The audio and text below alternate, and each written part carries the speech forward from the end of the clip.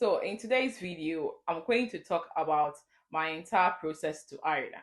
This was from a very lovely subscriber on my YouTube channel. She actually requested that I do this video.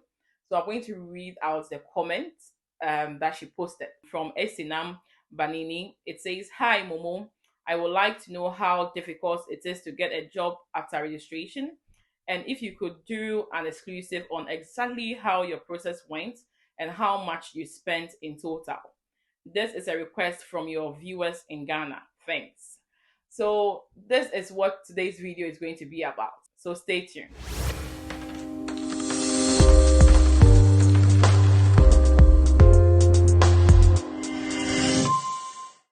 Hello, guys. Welcome to my YouTube channel. This is your girl, Nurse Momo, originally from Ghana, currently coming to you all the way from Ireland, practicing as a nurse. So, to begin with my process, I wrote my English proficiency test. For me, I took the IELTS examination, and then with the results that I had, I got to know that I can travel to Ireland. And I was like, yeah, let me go for this option.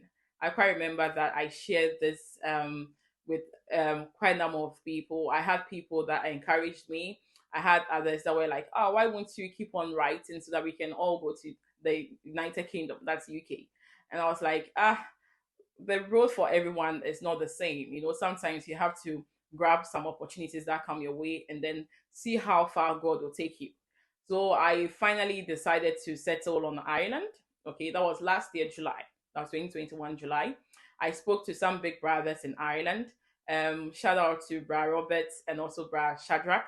I quite remember calling them and telling them that I've passed my exams, and they gave me so much encouragement because they were already in Ireland, and they told me, Lucinda, you can do this. You just have to take your time, because during that time the process was a little bit difficult and we didn't really know much about Ireland. So I I took the advice and then I worked towards Ireland. So after the examination, which was in July, I had to now get my documents, okay, which I had to submit some to my college, okay, and then wait for some period before I finally gathered everything. Then I proceeded with my overseas registration. So I finally submitted all my documents on 31st of August 2021. That was when I submitted all my documents. Okay. And then from there, I think last year registration, yeah, you are supposed to wait, okay, for at most, I think 90 days before you are going to get the first response. Okay. So I submitted everything to the 1st of August, and then on 28th of October, I had a query. Yes. So I had a query about my curriculum or my syllabus because I had not notarized it. I had to notarize my syllabus and then reply the next day. So when I got the query, I did what I was supposed to do right on the 28th, and then I submitted on the 29th. The same day on the 29th around 4 o'clock, I got an email that my my status has been changed to further information received. So when you submit your documents to NMBI and there is any query, if they need any further information, your status is going to change to incomplete. Okay, when you see an incomplete, that means you have a query. So when you reply, then your status is going to change to further information received. So after I submitted the document and I had a status change, that is where the whole story really begins for me, because it was very, very difficult. We had a lot of people who had registered waiting, and then I joined a lot of Telegram groups looking at when my status will change again.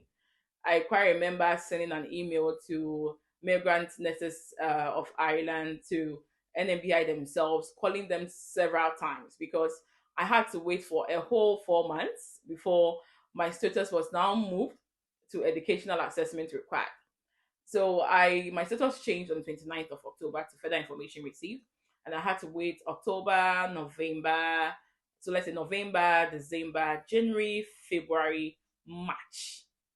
So on the 1st of March is when my status changed to educational assessment required. And that day I was just shouting because I was like, finally, finally, finally, I've really had this breakthrough. During that period, it looked like this process is not going to it's not going to materialize. You feel like, did I really take the right decision? Because sitting at home and waiting for your status to change for a whole 4 months was hell. I quite remember sending emails, calling NMBI uh, almost every day, almost every day, to inquire about my process, because it was so hectic, and it was really draining. I couldn't even eat, and I couldn't even do anything at home. So when your status change to education assessment required, this is the stage that is NMBI is going to assess your educational document that you presented to them, to check if it now tallies with their system. Okay, so with that stage, I had to wait for a period of, I think, 1 month and few weeks.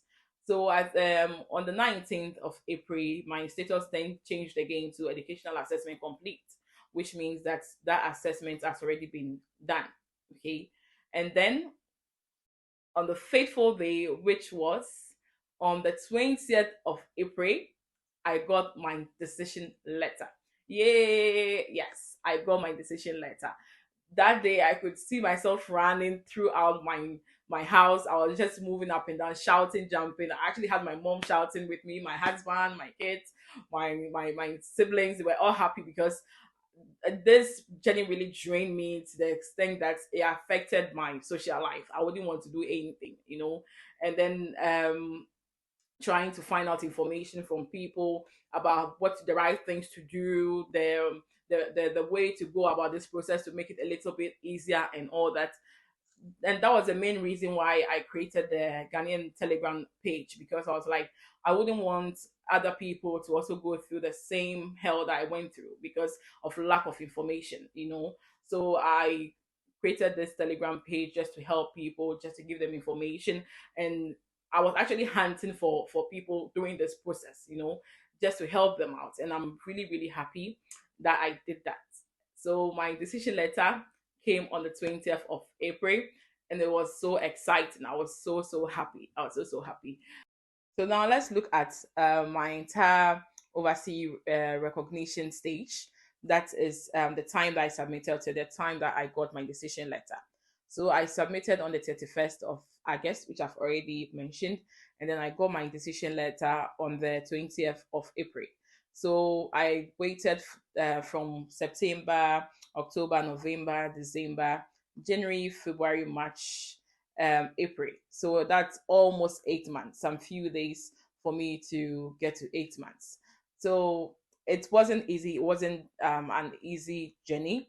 I know some people equally waited for more than a year before they had their decision letter, but it's always worth it for you to wait. I know it's a little bit tedious. However, we should all remember that the process is much easier now. Okay, this story that I'm sharing is the story from last year and the last 2 years. That was a little bit difficult, but this year we've had people getting their decision letter within 6 weeks, and even as earlier as 4 weeks. So it's not the same. Please don't be scared. This was during my time. Okay, now the process is much easier, so you can equally go in for it, and you're not going to pass through the same stress that I did pass through. Okay, so now let's look at the next stage. I want to also establish that from the time that I had my decision letter to the time that I got into Ireland, I always say was favor filled, because I moved in with so much speed, which I'm going to share in this second stage.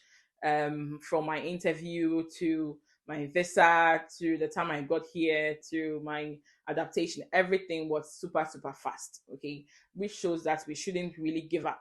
So after I finally got my decision letter, I moved to the next stage, which is job search. So with job search, I finally submitted my CV, my IELTS examination reports, that's the results, and also some other documents to some hospitals and also some agencies.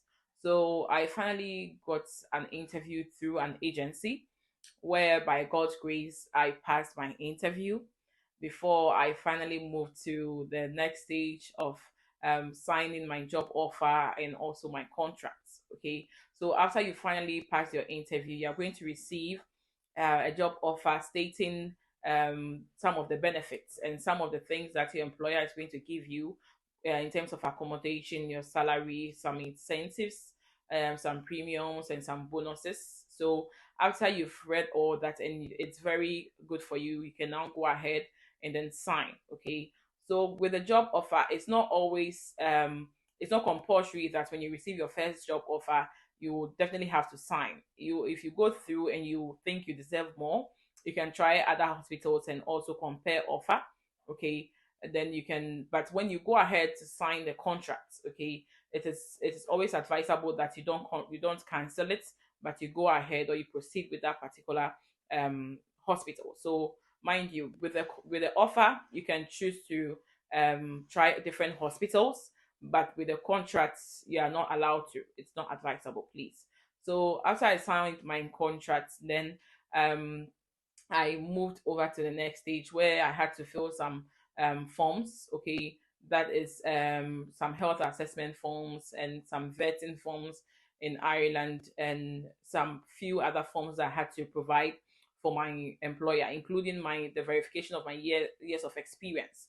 And also, you have to provide some referees. Okay, where the hospital will send them some forms to fill to show that they know you and you're of good behavior, to also confirm that working with you is good and you don't have any character problem or anything. Okay, then you also have to verify your years of experience with your hospital as well. So you finish. It's a whole process that you will have to finish. Some people take as much as 2 months, 3 months to complete all that. But I think with mine, it took like, let's say, a month or less than a month for me to finish with all that. Then my employer applied. After all that, my employer now applied for my atypical working scheme. That is my exams visa for me to come into Ireland and then undergo my adaptation. Okay. So with my atypical working scheme, it was very fast. I got my atypical working scheme after 4 days. Yes, after 4 days. I know recently atypical working scheme is really giving people a lot of tough time, but last year with the atypical working scheme, the process was much easier. And then I moved to the next stage, which was my application for my visa. Okay, so I submitted all relevant documents for my visa application through the VFS, which is a courier service in Ghana, and then I had to wait for a period of time. um Usually on the website it states that you're going to get your visa within 4 to 8 weeks. Okay, but by God's grace my visa came after 2 weeks. I actually went to the website to check for a friend um who was waiting for a visa for almost 7 weeks, and to my surprise I saw my reference number, and I was like, geez, is it really my reference number? It's for a different person. Like, I was in shock. I was like, wow. And then I now started with my packing and all of that. Okay, so I think right from the time I got my decision letter to the time that I got into Ireland was like almost 3 months for me to get into Ireland. So that process was very, very fast. Okay. So I know some people at the HSC, that's the government sector, usually it takes a little bit longer, okay, with them, but with the private hospital, sometimes it's much faster. Okay. So the initial stage was very hectic. I had to wait, but after my decision letter, everything was so fast, and I was really really grateful to God for that favor filled moment, and so I finally got my visa, and then I packed out of Ghana, and then I moved into Ireland to undergo my adaptation. Yes. I'm going to end this video at this part. Okay, so we are now going to have a second part of this video that is going to look at my total expenses, okay, from the time that I began my entire Ireland journey.